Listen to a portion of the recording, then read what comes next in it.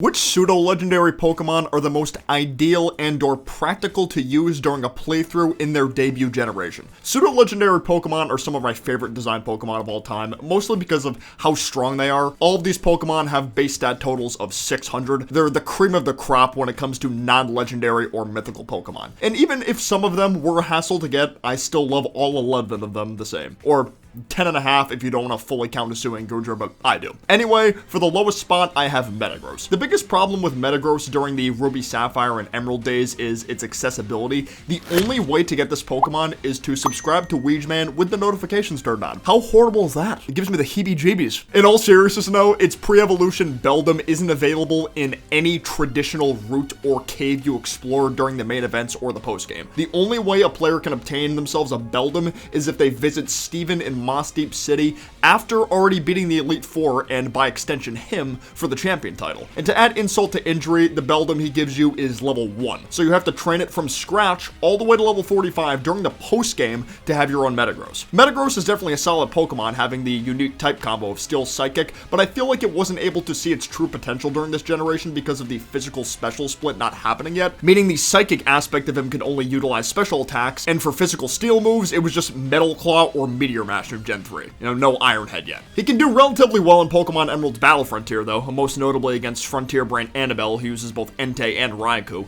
Entei might be on the tougher side due to being Fire type, but Metagross can learn Earthquake through TM. Just make sure you know how to EV train him because you'll get rolled by default in the Battle Frontier if you don't.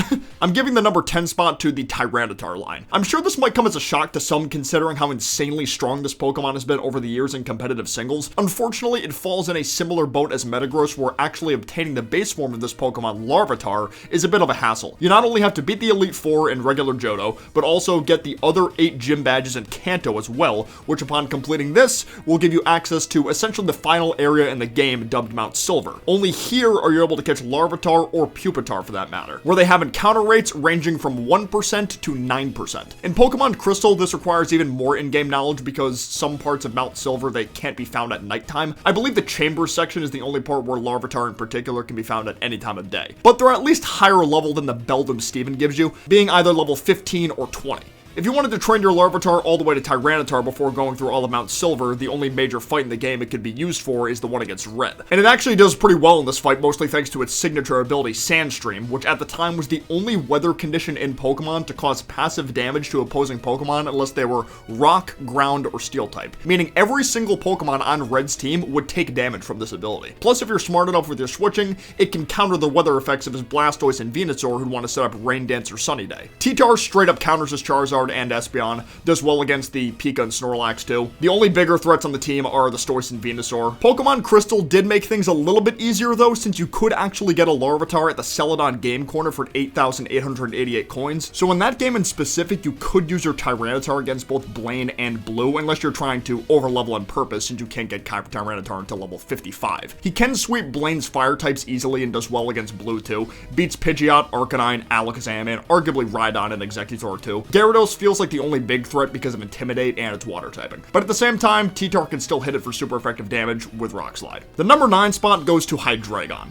It truly pains my soul to not put this Pokemon higher up because it's my personal favorite amongst all the pseudo-legendaries. Dark Dragon is such a great type combination to me. It's not as great these days because of all the fairies running around, but still. I feel like a broken record at this point, but once again, this Pokemon is not available until very late into its respective game events. Its pre-evolution Dino can't be obtained until Victory Road in Black and White 1. It's got a 20% encounter rate, which is higher than Larvitar's, and is higher in level too, being anywhere between 38 and 40. The problem is, it doesn't evolve into Zweilous until level 50, and finally Hydreigon until level 64. No other pseudo-legendary to date evolves this late as this Pokemon does. You could obtain a Dino at age 16, and by the time you get a Hydreigon, you'll have a spouse and kids. I think the most disrespectful thing too is Ghetsis having one that's level 52. I can only imagine the amount of people who went into these games blind thinking they'd be able to have a Hydreigon in the low 50s, then begin to scramble for evolution methods thinking something is wrong when they have a level 60s Zweilous still.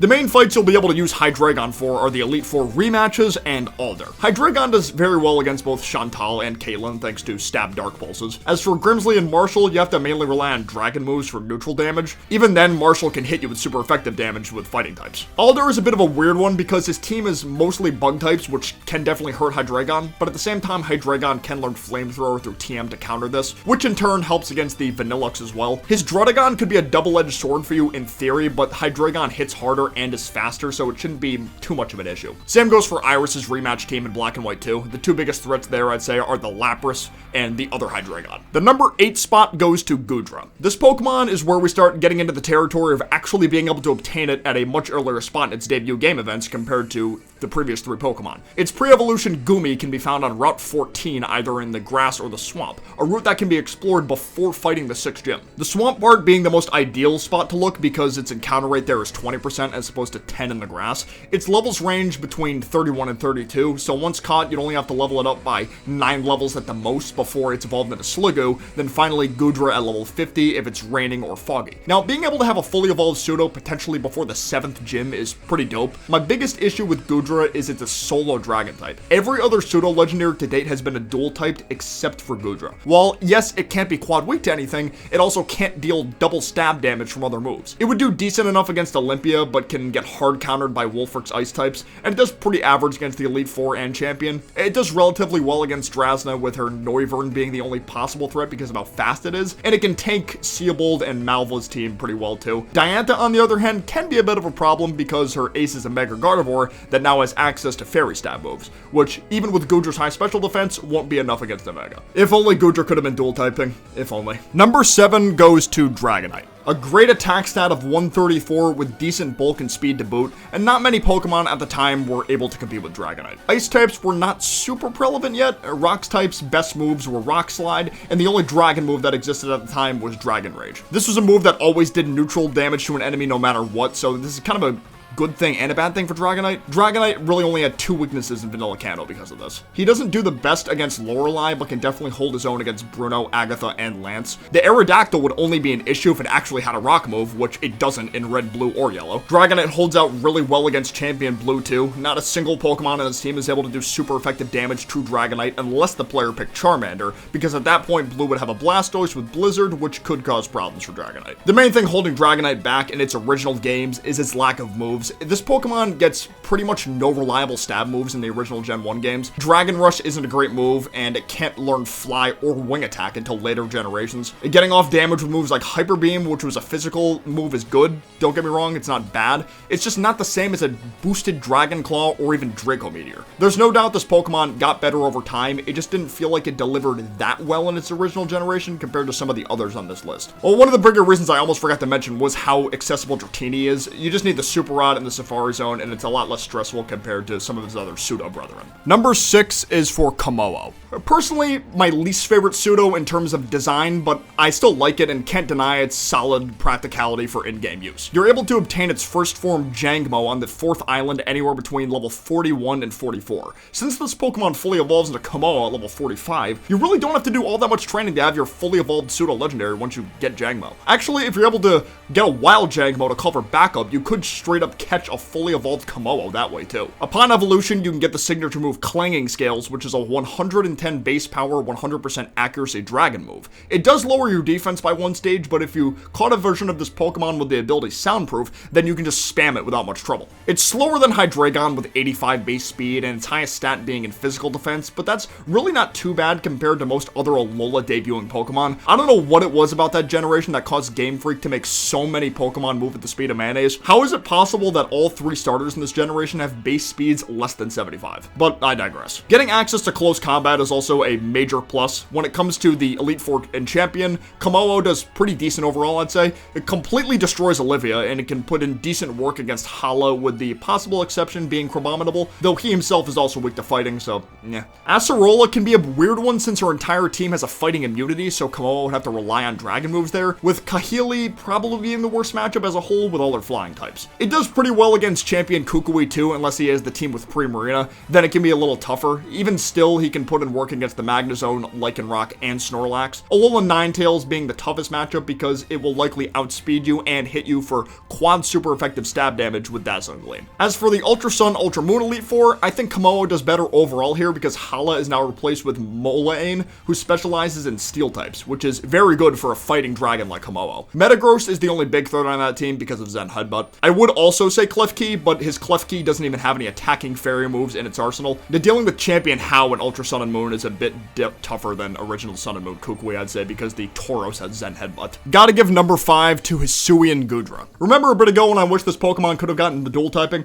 Well, shout out to Pokemon Legends Arceus for giving it the incredible type combination of Dragon Steel. Sure, it gains the weaknesses to fighting and ground now, but is now neutral to Fairy, Ice, and Dragon, which were the 3 things normal Gudra was weak to initially. Plus, its stat spread is a lot better. It loses 20 points in speed and 10 in HP to get 30 extra stats added into its physical defense, going from 70 to 100. Losing speed in a game like Legends Arceus really isn't a bad thing either because of how the battle system works. Sometimes even if you're really slow, you'll be able to get an attack in which would not normally be able to work in the standard battle mechanics depending on what mon you're against. Gaining access to Stab, Iron Head, and Heavy Slam is a solid bonus too. Plus, you can find Goomy even earlier in this game than you could in X and Y. In the second area Crimson Mirelands, there's a jump you can make over a river with Weirdeer that can get you to Goomy's spawn location before even battling the Lilligant Totem. Or if you don't feel like training said Goomy, you can try your luck at catching the Alpha Sliggoo located in the same area, or waiting until unlocking the Coronet Highlands to catch Gudra itself in Alpha form. Alpha Mons are great considerations for team members because they're guaranteed to have at least 3 stats with 3 IVs in each random stat. Less gravel grinding is always good. Now, number 4 is another one I feel bad putting here because I feel like if the in-game circumstances were a bit better, it could have been in the top 2 maybe. But this Pokemon unfortunately falls into a similar boat as Tyranitar and Metagross. I'm talking about Dragonbolt. Are this Pokemon's stats insane or what? Currently the fastest pseudo-legendary Pokemon of all time with 142 base speed,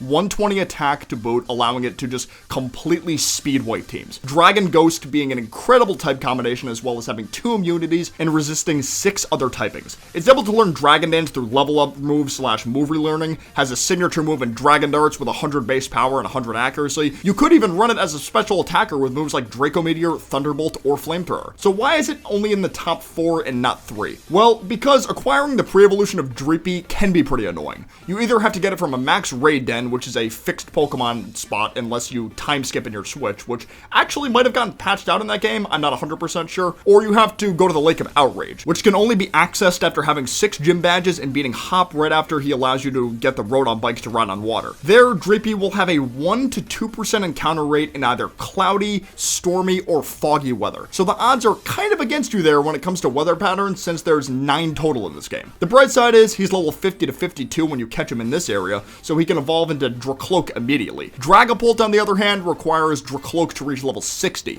so you wouldn't have one until right before beating Leon unless you overlevel on purpose. Even if you got Dreepy early from a max raid den, it wouldn't do you much good unless you teach it TMs because it can only learn Bite, Astonish, Infestation, and Quick Attack before becoming Dracloak. This Pokemon does do insanely well against Leon though, I'll give it that. Bodies the likes of Mr. Rhyme, Aegislash, Haxorus, and potentially the other Dragapult without much trouble. If you somehow have one during the Raihan Elite Four fight, he makes pretty quick work of that team as well because of how slow they are. If post-game events are factored in, he might struggle a bit in the Bead rematch because of all the fairies, but can do well in the Sword Ward and Shieldbird fights. The Bisharp that Sword Ward has being the main threat. The final hot battle is pretty good for it too, unless you have to deal with Zacian as a Shield game owner. I guess the Snorlax could be annoying because it has Crunch for ghost coverage, but other than that, this Pokemon does very well. If this Pokemon evolved at level 50 and didn't have a pre-evolution with horrible starting moves, it would have made the top 3 or even 2 for sure. It might be a surprise to see this guy at the number 3 spot, but I feel like I gotta give it to my homie Vax Caliber. Perhaps some recency bias is at play since I just used this Pokemon for my main playthrough in Scarlet and Violet,